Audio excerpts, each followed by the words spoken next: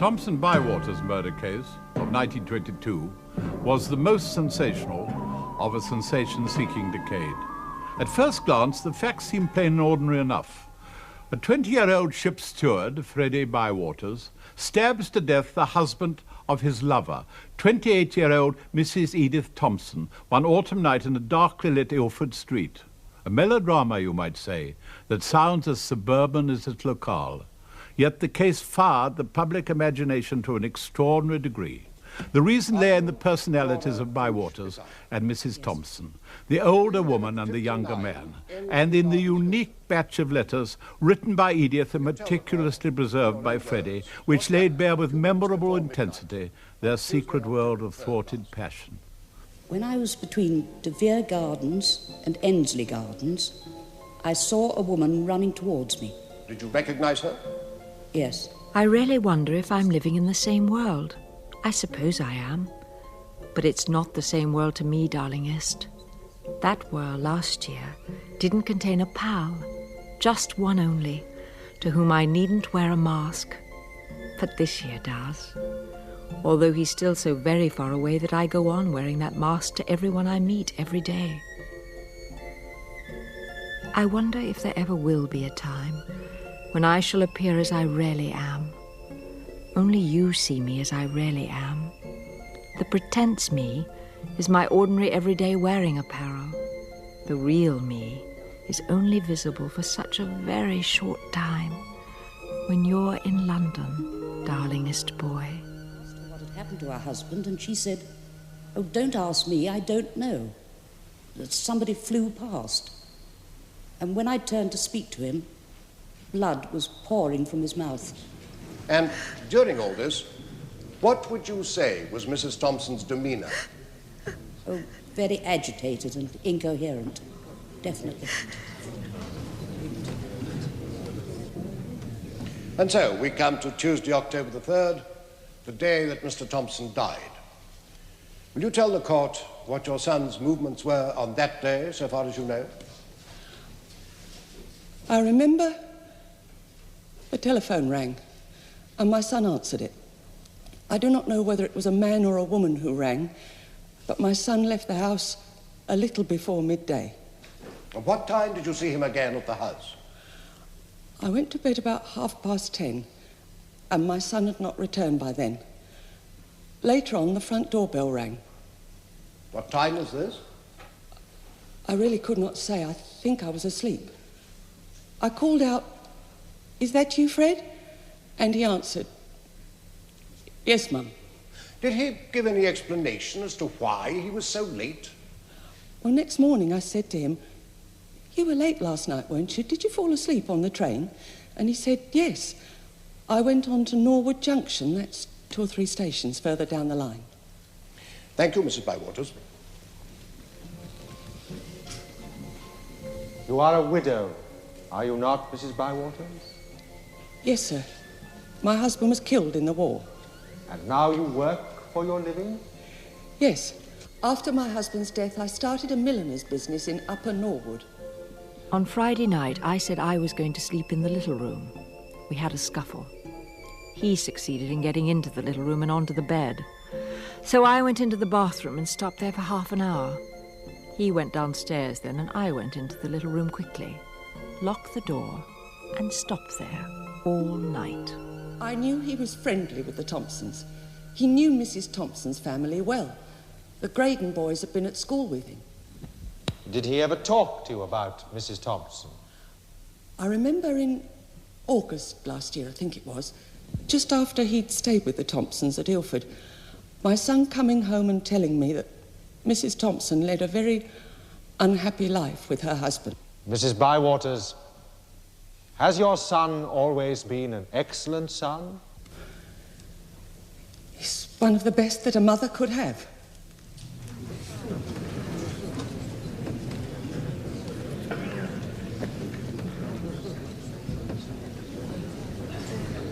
Mr. Graydon, you are Mrs. Thompson's father?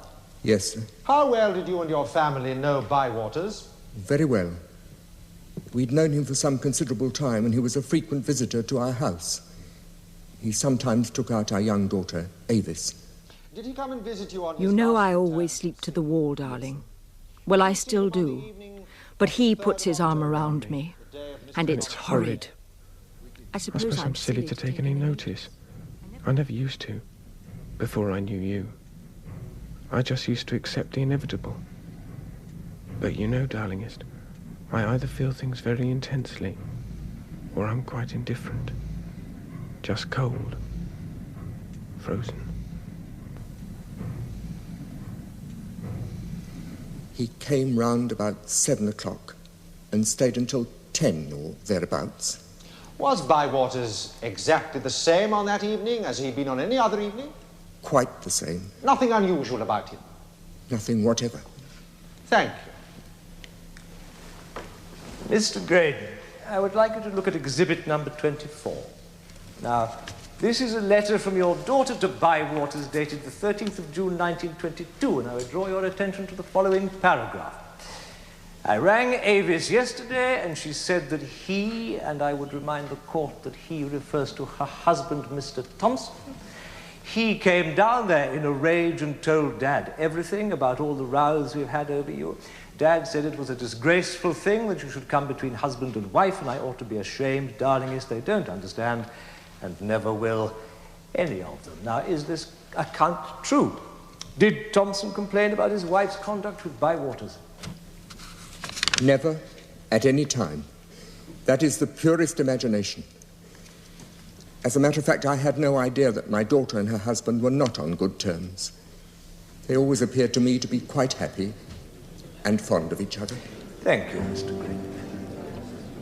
I don't understand you, boy. What measures? To prevent a baby, sir. Let me get this straight, Bywaters. Are you saying that Mrs. Thompson was engaged with your advice and assistance in taking measures to procure a miscarriage? Yes, sir. No, I'm afraid she made herself very ill. And this is what she refers to in the letters when she's talking about daring and risking. Yes, sir. Well, sometimes she means running away from her husband, and sometimes she means a suicide compact which we had made, which was never seriously intended. But sometimes she Darlingest means procuring boy. a miscarriage. You say, am I all right? Yes, sir. I don't know. It's what I think happened. Is there anything wrong, But sir? I've I've never never had had any experience in such matters, and I never discuss them with members of my own sex, as so many girls do. Dangerous or not, I fought and fought with myself to make myself keep up, and I think I succeeded, darling. To be blunt, juries are not noticeably sympathetic to adulterers, still less to abortionists. But would it help Mrs. Thompson, sir? It's difficult to say, Bywaters. It certainly wouldn't help her reputation, I fear. Then we should not use it, sir. Mrs. Thompson is a fine, upstanding woman. That's as may be. You must think of your own defence, however. I can assure you that Sir Henry Curtis Bennet will take care of hers. I'm sorry, sir, but I cannot allow that my defence should cause further punishment for Mrs. Thompson. Calm yourself. They'll only drag her name through the mud with these details. Please, sir. Here's your sister, Thompson. Hello, Vissy. Hello, Edie.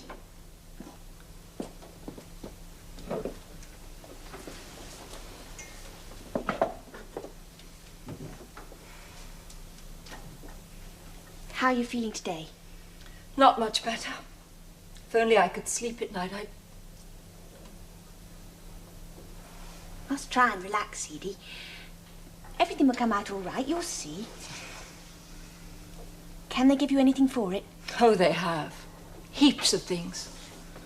None of it does any good. Oh, Vissy, you can't imagine how dull it is in this place. I'd give anything for a glass of champagne, right here and now. I wish I could bring you one, Edie. Yes, that's what I'd like. A glass of champagne, and then a spin in some jolly motor with a good-looking boy at the wheel. Oh, what a game that would be, Vissy. Oh, don't look so shocked, darling. It makes you look so old and ugly. You're supposed to be bucking me up. Men are only good to give you a cheery time, you know. You'll learn that one of these days. I hate them all, really. Oh, Edie, how could you have written those letters? You don't know the letters I had, Vissy. He should never have kept mine anyway. It was so stupid. Be upstanding in court.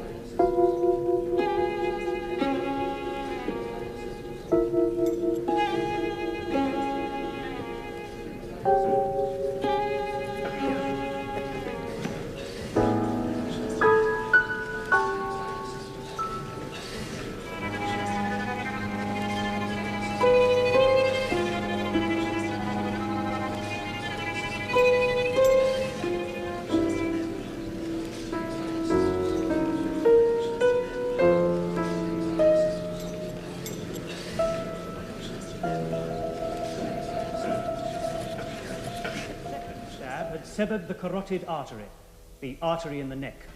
Now, this would have caused death in about a couple of minutes. So far as I could tell at the time, the other organs of the body were quite healthy. Do you find any sign of poisoning in the body? I did not.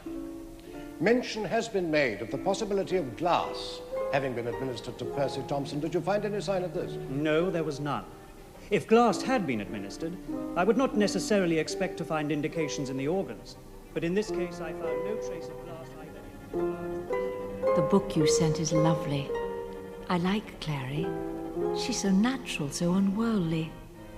Why aren't you an artist and I as she is? I feel when I'm reading frightfully jealous of her. It's a picture, darling.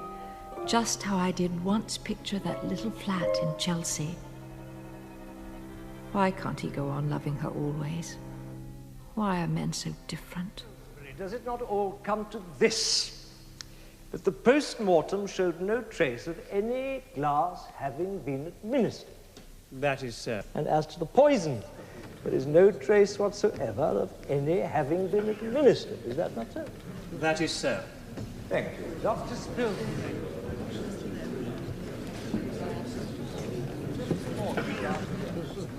How did you come to leave? There was a quarrel on the 1st of August, the bank holiday, between Mr. Thompson and his wife over a very trivial matter. It was a pin that caused the trouble. What pin was this? Well, we were in the garden and Mrs. Thompson, who was sewing, said, "I want a pin." And I said, "I'll go and get you one."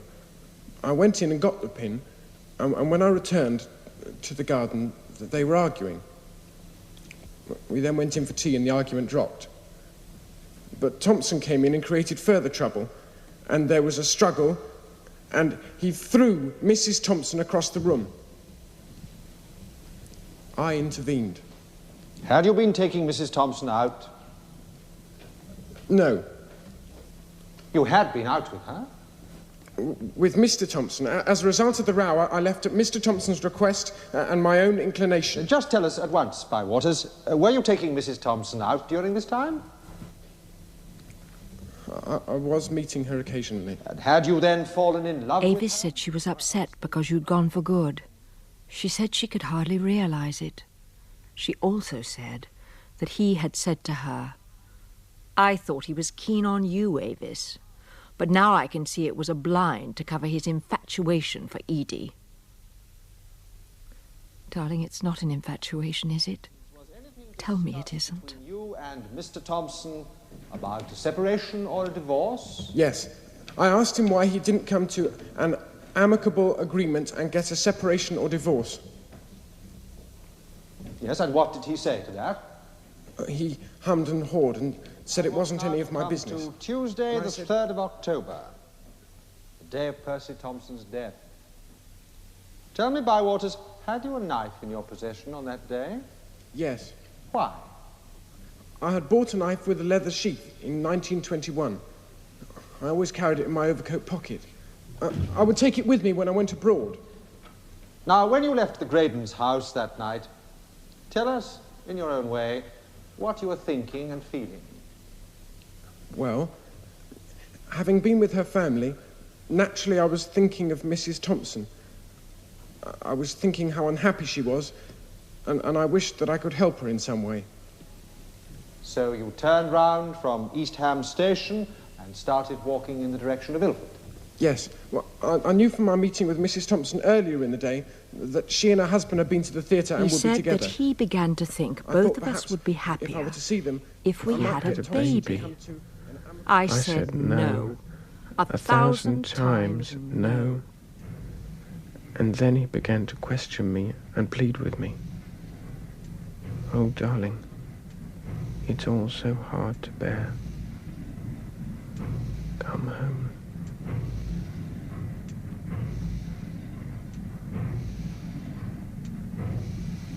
What happened when you arrived at Ilford? Well, I'd got into Belgrave Road and had walked some distance when I saw Mr. and Mrs. Thompson some way ahead of me. Were their backs to you? Yes, they were walking towards Kensington Gardens, where they live. As then, what happened? I overtook them and pushed Mrs. Thompson with my right hand like that. And with my left hand, I held Thompson and caught him by the back of his coat and pushed him along the street, swinging him round. Did you say anything during all this? Yes. After I swung him round, I said, "Why don't you get a separation or divorce, you cad?" Where were your hands when you said that? By my side. I'd let go of him. And did he say anything to you? Yes. He said, "I know that's what you want, and I'm not going to give it to you. It would make it too easy for both of you." And I said, "You take a delight in making Edie's life a hell." And then he said, "I've got her, I'll keep her, and I'll shoot you." How did you react to that? Well, as he said it, he punched me in the chest with his fist. And I said, "Oh, will you?" And I drew my knife and put it in his arm. Did he do anything before you took out the knife?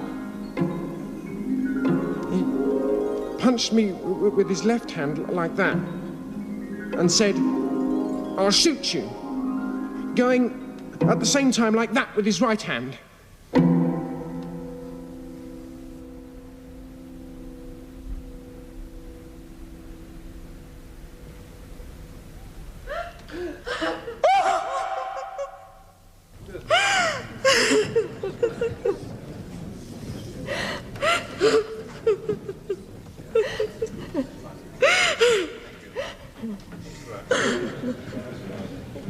Silence in court.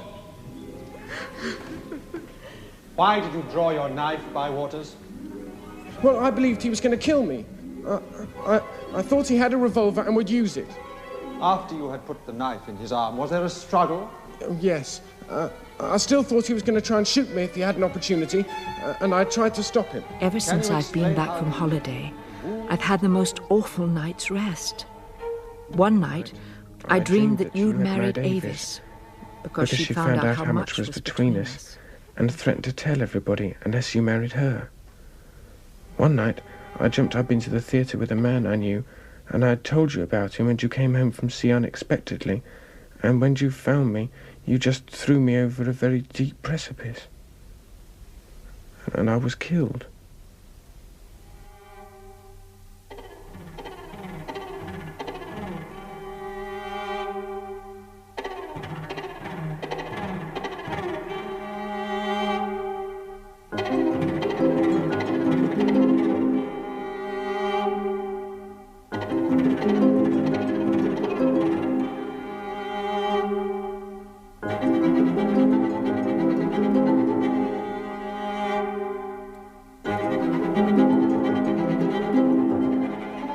Where was Mrs. Thompson?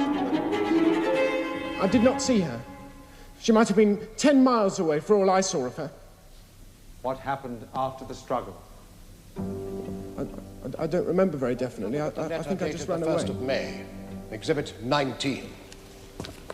And listen to this passage. You said it was enough for an elephant. Perhaps it was, but you don't allow for the taste, making only a small quantity to be taken. Do you remember that? Yes. What was it that you had said was enough for an elephant? The quinine I had given Mrs. Thompson. For what had you given her quinine? She had been wanting me to get her something to commit suicide. As she did not want to make my life as unhappy as hers. To satisfy her craving, I said I would get her something, and I gave her quinine. It is your suggestion, is it, that in May this year you were lending your assistance to her desire to commit suicide? Yes, that is so. Were you therefore willing to help her commit suicide? No. I knew she could not hurt herself with quinine. Well, did it not excite any apprehension in your mind when she made these repeated suggestions to you to commit suicide? Oh, I told her that if she really wanted, I would get her something. But I did not take it seriously. I was pulling her leg. Indeed. Look now at the letter dated June the 1st, Exhibit 17. He was telling his mother the circumstances of my Sunday morning escapade, and he puts great stress on the fact of the tea tasting bitter as if something had been put in it, he says. What did you understand by that passage? That she had taken the quinine and that it tasted bitter. Look at it again. He puts great stress on the fact of the tea tasting bitter as if something had been put in it, he says. To whom did it taste bitter? Mrs. Thompson. Do you seriously suggest that, Bywaters? I do. Do you suggest that was the understanding of this letter when you received it? I do.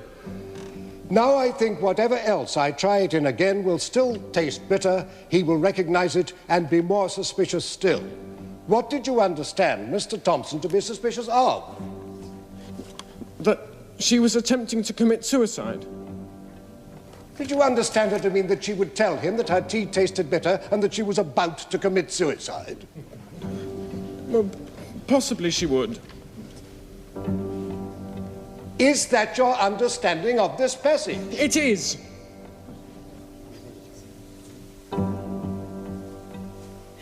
Do you think it'll do? It's lovely. Tears, isn't it? So was the price. I'll bet. I couldn't afford it, but as soon as I saw it in the window, I knew I had to have it. Well, I went without lunch for a fortnight afterwards. I see you haven't touched your meal. I can't. You really must eat something, Thompson. Looks dreadful. It's not that bad. You haven't even tried it. Madam, I do beg your pardon. It's quite all right. I'm thoroughly decent now. It's important we talk further before the session resumes. Do you like my dress? What? Oh, yes, it is most fetching. Madam, I beg you to reconsider your decision to go into the witness box. Hook me up, would you? Mrs. Thompson! Oh, well, we wouldn't want to put any naughty ideas in their heads, now would we? Men are all thumbs anyway. The point is, Mrs. Thompson, there is absolutely no legal disadvantage if you do not give evidence. The jury is entitled to make no inference whatsoever. Oh, but they will, won't they? Silence is guilty, they'll say, because they're all so straight and proper and small-minded. Oh, you only have to look at them. In law, they may conclude no such thing, madam, believe me. At worst, your non-appearance is a neutral act. And at best, it forces the Crown to prove its case with facts, instead of tricking you into dangerous admissions during cross-examination. Oh, you're hurting me. I did not kill my husband, Sir Henry. I am innocent, and I mean to show them that I am. Am I done? All present and correct? Well, I believe it's time to go. The wolves would be hungry for more. Oh, Oh, don't worry, Sir Henry. We'll dance through somehow. Come in.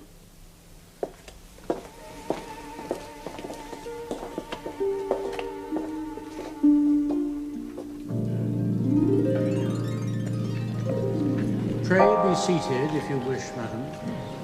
Thank you. Silence in court.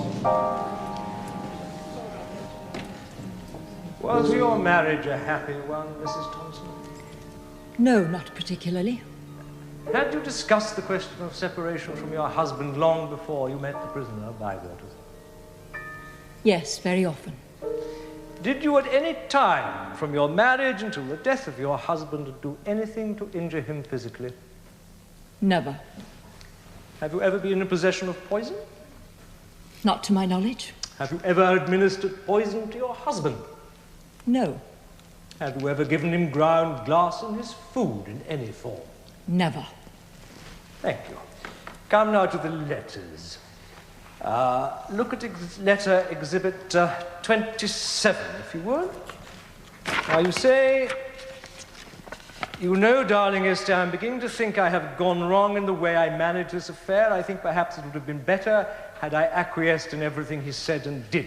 At least it would have disarmed any suspicion he might have, and that would have been better if we have to use drastic measures. Now, what were you meaning by drastic measures? Leaving England with Bywaters. We had discussed finding me a situation abroad.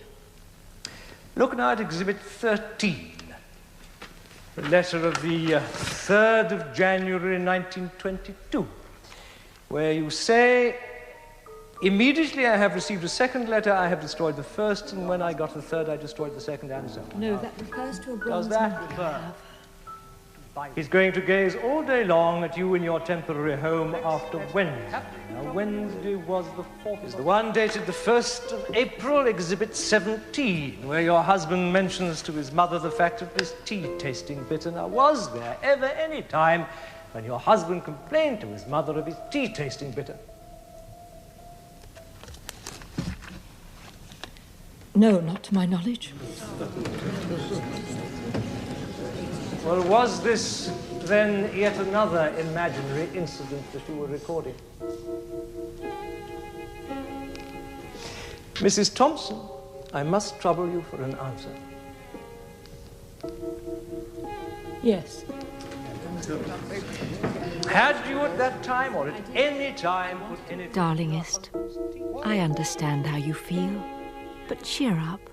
It won't always be like this. And all we get in future, darling, we'll appreciate them more because we've had to climb so many stiles in our glorious adventure. I understand, darlingest boy. The one pal you've got understands everything. What was the something you wanted him to bring? I've no idea. Have you no idea? Except what he told me. What did he tell you? That he would bring me something. Did he not say what the something was? No, he did not say what the something was. What did he lead you to think it was? That it was something for me to give my husband. With a view to poisoning your husband? No, that wasn't the idea. That wasn't what I expected. Something to give your husband that would hurt him? To make him ill. I wanted him to think that I was eager to help him. You were urging Bywaters to say... Eager to do what?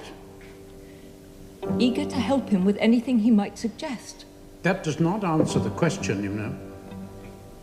Did Bywaters then suggest giving this something to your husband? He did. Did you welcome the suggestion? I did not. Did you object to it? I was astonished by it. Did you object to it? Yes, I objected to it. And although you objected to it, you urged him to send it more quickly than he intended. And you are suggesting now that it was Bywaters who was suggesting that to you? Yes. And you did not do it? Never. That is all I have to ask, my lord. I will cross-examine her if you wish. No, No, thank you. I'd rather you let her alone if you don't mind. Very well. As you like.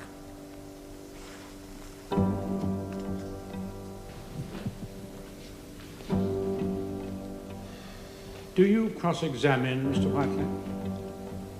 No, my lord. I ask no questions. You know you have the right to cross-examine. Yes. Thank you, my lord. Very well. You may return to the dock, Thompson.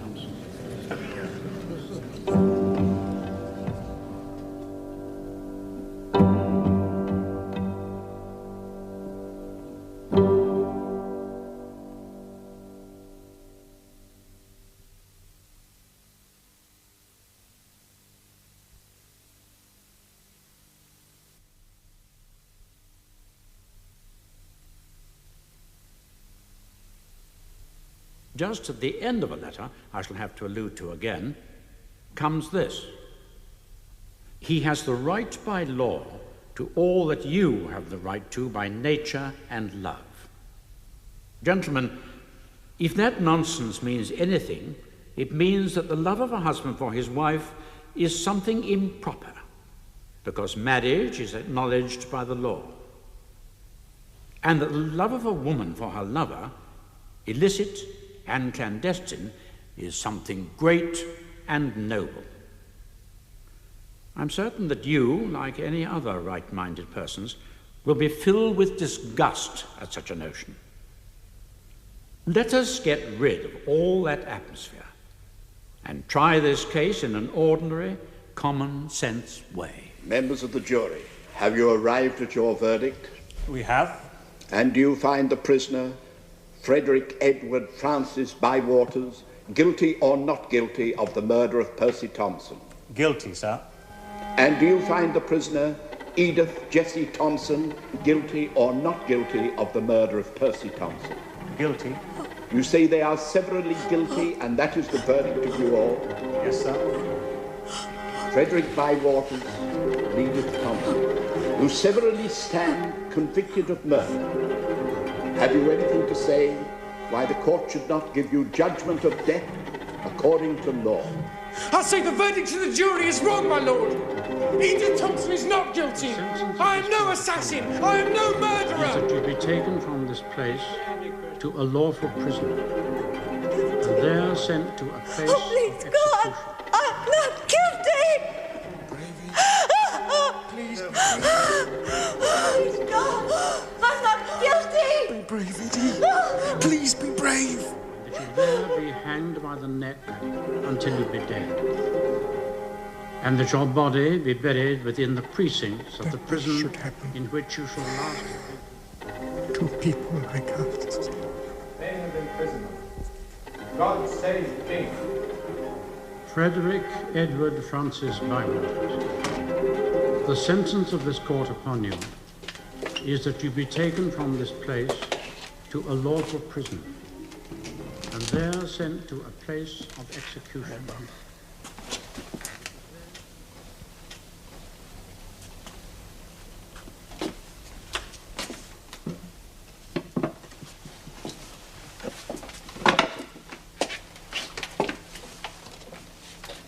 It's good of you to come.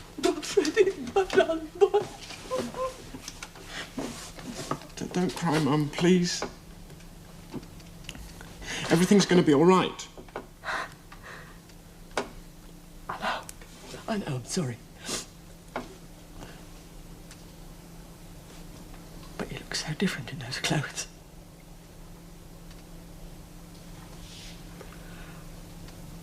Are they looking after you all right? I couldn't ask for better treatment. What? I missed the papers, of course. I asked if I could see the Football League results, and they said they'd cut them out for me each week. It's not such a bad life, really. And it beats being away at sea. And there's still everything to hope for, you know, Mum. Oh, yes, Fred. All our spirits have been lifted by the enormous response to the petition. They say there'll be 1 million signatures by New Year. 1 million? Gosh. Well, I didn't know so many people knew me. That's bucked me up no end.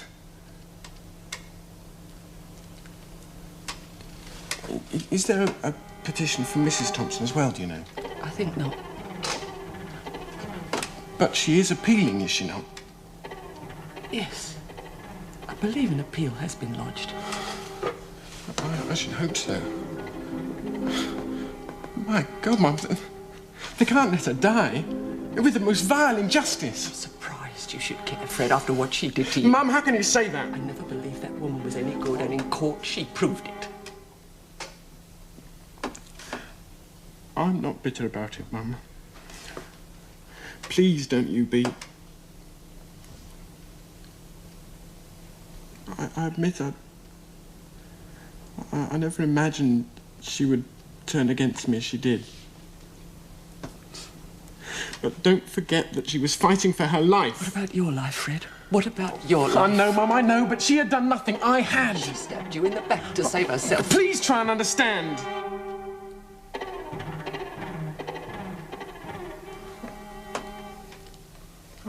I know how you feel. But Mrs. Thompson has been condemned on my account. And we must do all we can to help her. That's the most important thing. Yes, dear. I am sorry. Don't be sorry. I must stick by what I've done and make the best of it. You always taught me that, Mum, do you remember? But please don't worry. I know I'll get off. I know I will. Glad you're sleeping better. I find a cigarette helps before going to bed. Still can't abide these clothes, of course. Oh. It's all right, she won't bite. Did you get the books I brought last time? Yes. Yes, I like the Eden Philpotts the best. But that woman was too good to be true, wasn't she?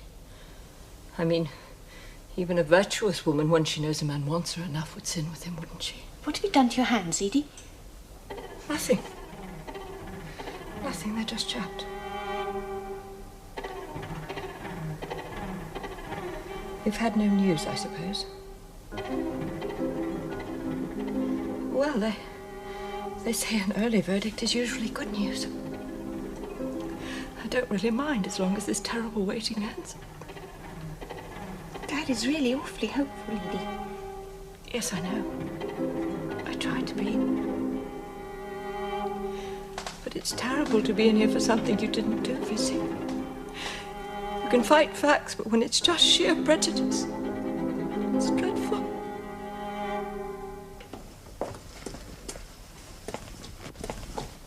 Time is up, I'm afraid, Miss Graydon. So soon? Doctor's orders, miss. Your sister is not well. Yes, of course. Well, goodbye, Edie. I'll come again tomorrow with Mum. Sure the news will be for the best. Bye, Missy. Bye, Edie. Don't worry.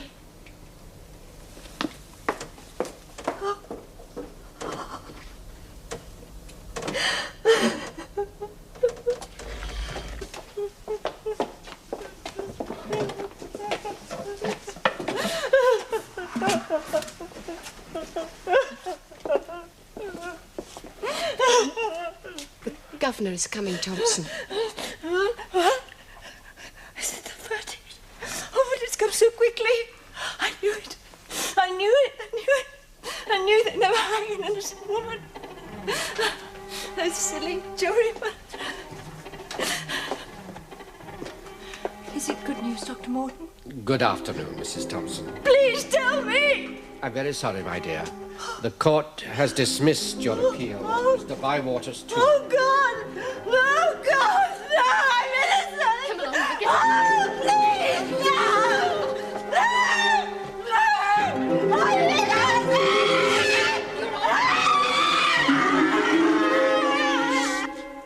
Now then, Fred, you can't go on blaming yourself like this. You've done everything a man could do to help her. Oh, God, I'm murdering her. If only I could talk to her and tell her how sorry I am. It's not knowing what she feels that hurts so much. Listen, Fred, would it help if you could send her a message? How do you mean, Mr. Manners? Well, I could have a word with the chaplain, and he could get in touch with the chaplain at Holloway. Would they do that, do you think? I don't see why not. Do you, Mr. Bishop? Well, every chance in the world, Freddy. Gosh, thank you. Thank you. You don't know how much this means to me.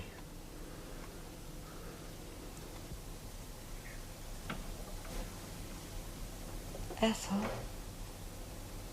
do you think I'd be allowed to write a letter to Mr. Bywaters without it being read by anyone? I'm sure they would let you write to him, Edith. But it would have to be vetted by the governor first. Never mind. Doesn't matter. It's just a formality, Edith. No. I won't bother.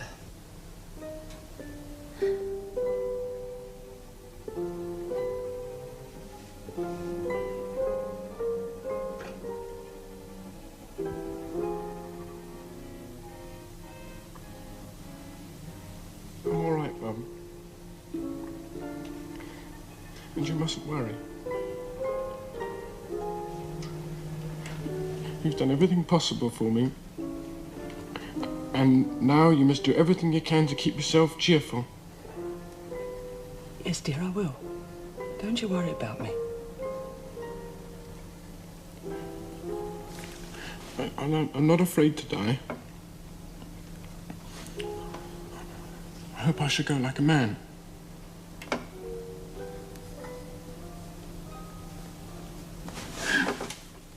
I didn't mean to kill him, though, I swear it.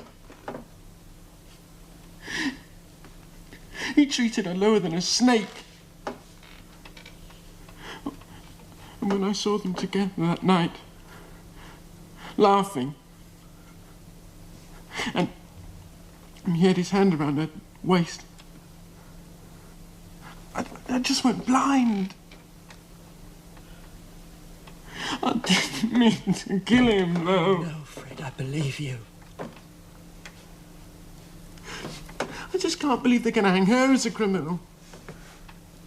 I swear she knew nothing, Mum. She's innocent. Innocent, absolutely innocent. The murderers are those who've condemned her to death.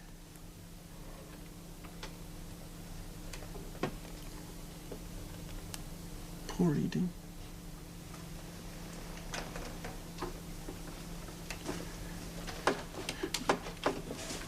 Don't think badly of her, Mum.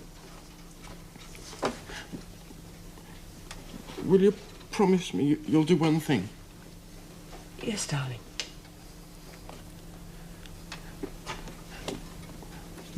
Will you write to her? As if to your own daughter, your own very good daughter. Would you do that for me, Mum? Yes, all right, Fred, if you want me to, I will, dear. And don't believe all those evil things you've heard about her. You do believe she's innocent, don't you? Until now, I did not. But you've convinced me. I will do what little I can for her. Thanks, Thanks, Mum. I knew I could rely on you. Time's up, man.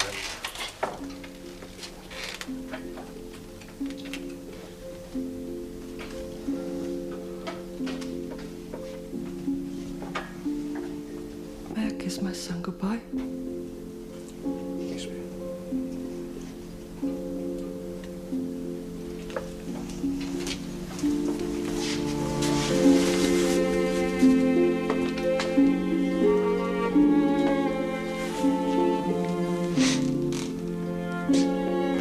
Look after yourself, Mum.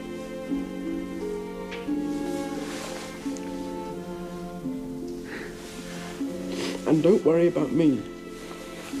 I've got bags of courage.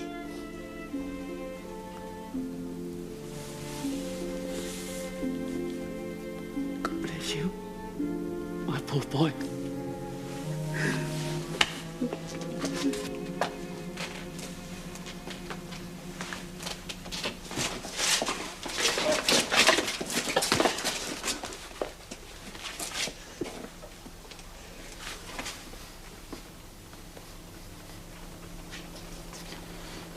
Keep smiling, Mum.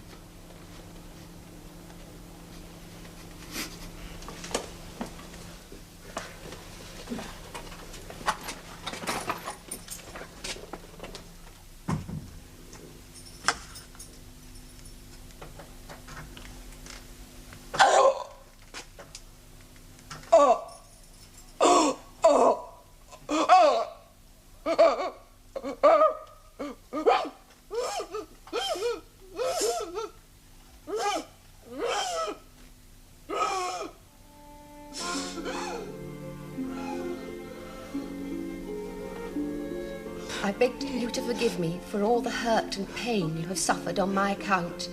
And I'm sorry that we are not together at the end. You are still my whole world, nobody else. Rest assured, we shall meet again. I shall always, always love you, your Freddy. Did you hear that, Edith? Is there anything you want to say to Mr. Bywaters? Please, please don't hurt me. Please. Oh, please, God! Can you manage all right, son? Yes, thanks.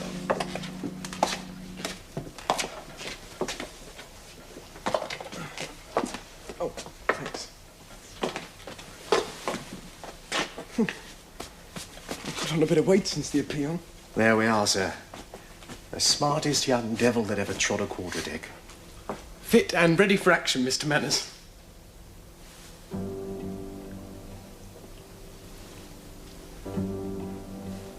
You and Mr. Bishop have been two of the most decent pals a chap could wish to have. I just want you to know how grateful I am for everything you've done. The privilege has been ours, son. And please thank everyone here for their kind consideration. I am enormously grateful.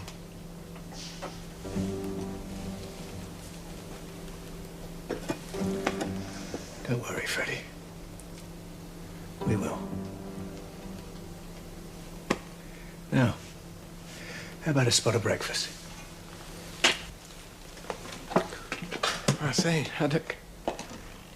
My favourite. This is a real treat, thank you.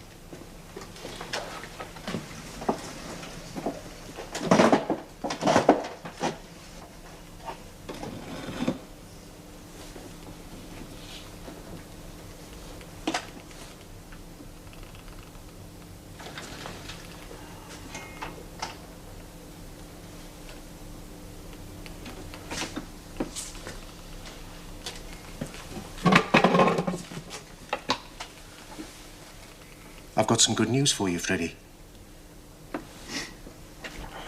What's that, Mr. Manners? The chaplain's had word from Holloway. He thought it best if I tell you myself. What did she say? Tell me. Now then, son. It's only brief. Just a verbal message. She said she was greatly comforted by your words. She has never ceased to love you. In this world. And now only waits to be reunited with you in the next. knew it. I knew it. Oh, Bidey.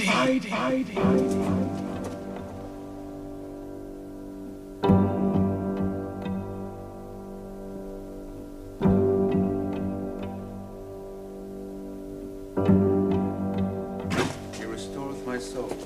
He guideth me in the paths of righteousness in his name's sake.